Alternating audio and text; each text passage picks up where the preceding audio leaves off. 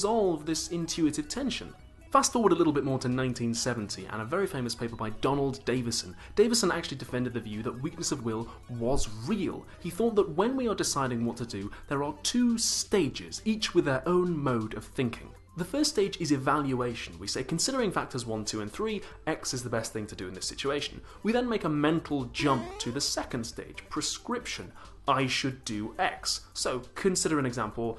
It's a nice day today and I could use some exercise, so going for a jog would be the best thing to do in this situation. Mental jump, I should go for a jog. And it's that second stage, prescription, which spurs us into action. What happens in cases of weak will is that the agent, that is the person who's doing the action, gets caught up on some particular factor that counts against doing X or counts in favour of doing something else which is incompatible with it, and they can't make the leap from evaluation to prescription. Like, you judge that all things considered going for a run would be the best thing to do, but you get fixated on the fact that there's ice cream in the fridge or that running makes your legs hurt, and you can't leap from the evaluation to the prescription. Okay, that's interesting. It's kind of vague though, right? The one thing we still need to explain is, why do people prioritise certain factors? Why do people fail to make that leap from evaluation to prescription? Let's consider some possible answers. Maybe people fail to make the leap to prescription because they haven't considered all the factors equally. They haven't made a balanced decision. They've assigned undue weight to, for instance, the presence of ice cream in the fridge. But what makes us think that all the factors should be considered equally? What about moral factors? Surely there are certain circumstances in which they should have overriding significance. Like, if you're considering whether or not to steal something, if it's wrong to steal, then that should presumably override any concerns you might have about financial gain. So it doesn't seem like equal consideration is the missing element here. Maybe people get hooked on factors that line up with their really strong desires. Like, you judge it would be best to go for a run, but you really, really want that ice cream, and the desire stops you leaping from evaluation to prescription. But again, consider moral factors, which can override your desires when you're trying to decide what to do. It's not just that desire has this prescription blocking power, because it seems like moral factors can do it as well. Finally, maybe there is no reason why certain factors get prioritised, and that's the defining feature of weakness of will. Maybe weakness of will isn't so much acting irrationally as it is acting irrationally. You judge that doing something would be the best, but then you just do something else, and there's no real explanation why. Like, did you ever get in trouble at primary school and the teacher asks, "Why did you do that?" and you just go, I don't know, I just did it. I think that answer has some intuitive appeal, but we should be careful about taking "it's unexplainable" as an explanation. Maybe weakness of will is characteristically irrational, and that's its defining feature, but that shouldn't stop us from searching for other explanations if they'll do the job better.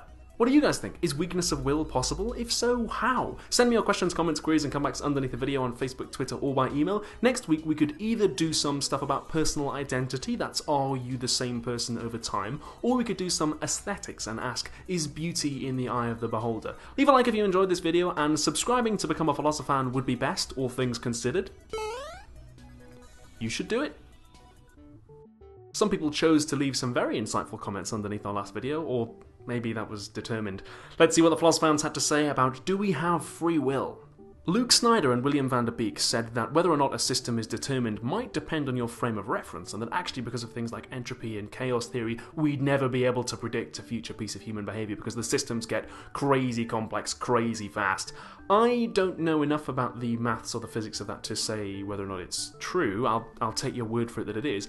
Even if a future piece of behaviour couldn't be predicted though, that doesn't necessarily mean that there's more than one way it could go. Like, if I've read the article on chaos theory you linked me to correctly, it says that there might only be one determined outcome, but we could never predict what that might be. And whether or not there is more than one possible outcome when we feel like we're making a choice is the central issue here. Johan E.F. asked, what if the universe is idealistic, as Berkeley suggested? Like, what if the physical world doesn't exist? That would seem to rule out physical determinism, right?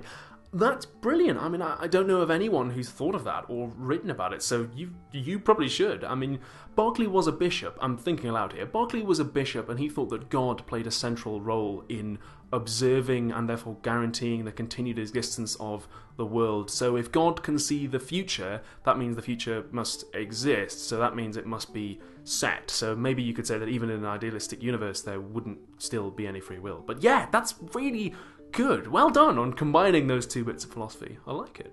Tinkerbell Bachelorette Human Born Dot here. What? Maya Gaster said that we're already used to thinking that human choices are restricted. I mean, it's not like I consider myself free to do anything. I already accept that my choices are limited, so what's wrong with just going a little bit further and saying they're totally limited? That is a brilliant point. Well done. I mean, that is a fantastic comment, Maya Gaster, and I think that if Hume was alive, he would give you a high five. Oh, thank you. And you're very kind. And arguably that's the greater virtue, because intelligence can be good or evil, but kindness is necessarily good. That's all we've got time for this week. Thank you very much for watching, and I'll see you in the next episode. Bye!